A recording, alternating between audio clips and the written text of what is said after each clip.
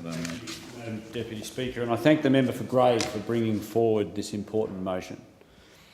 Although none of the suicide prevention trials that we're discussing here today are in my own electorate of Fisher, we do have one in the northern part of the Sunshine Coast, and for that I thank the government and congratulate the member for Wide Bay for his hard-fought advocacy on this important issue for regional Australia.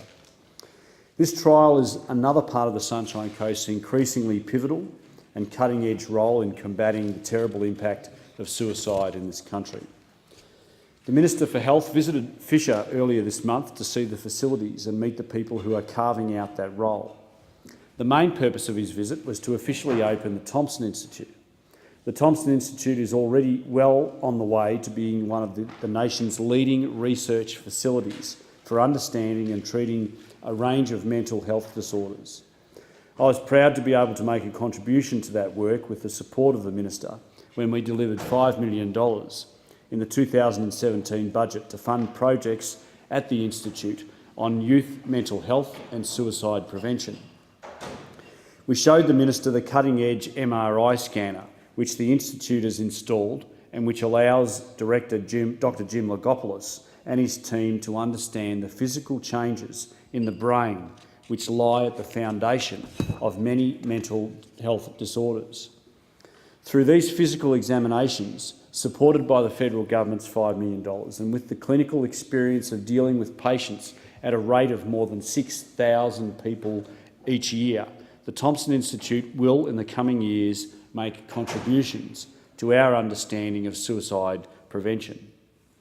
The Minister also met with Mark Forbes and his EndEd organisation, EndEd meaning End Eating Disorders, to discuss their pioneering work bringing Australia's first specialist residential facility for the treatment of eating disorders to the Sunshine Coast.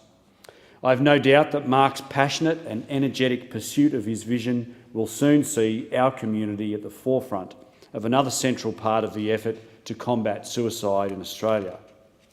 Anorexia nervosa is the world's deadliest mental health condition.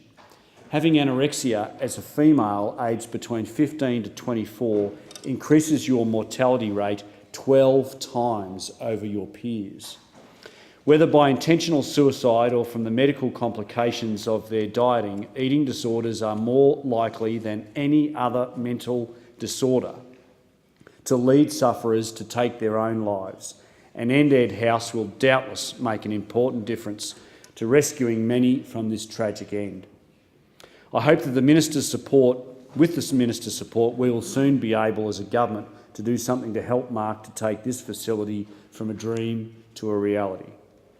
This government, led by the outstanding work of the Health Minister, has an unmatched focus on mental health and is already making an unprecedented investment in research and treatment, of which our regional suicide prevention trials are only just one part. The government should certainly be congratulated for this focus. However, I believe there is always more that we can do, and I will continue to work with the Minister on some of the most important mental health issues in regions like the Sunshine Coast. The tyranny of distance and physical isolation makes many people living in rural and regional Australia vulnerable to the impacts of cyberbullying. I believe we need to do more to fight online abuse, and I'm working closely with the Prime Minister, the Minister for Communications, the Member for Forest and the Attorney-General to pursue the legislative changes I think we need. On the coast, we also have a great many former servicemen and women and members, both past and present, of the emergency services. For these courageous Australians, the debilitating impact of post-traumatic stress disorder can substantially increase their likelihood of suicide. I believe that PTSD program at the Thompson Institute could make an important difference to better treatment for this condition in the future and to reduce its fatal toll. I'll continue to work with the relevant ministers to secure the funding the Institute needs to pursue this work. Madam Deputy Speaker, the tragic reality is that during our sitting week, just this sitting week, 56 Australians will take their own lives. 1,680 will attempt to take their own lives. For every person who is successful, 30 are not.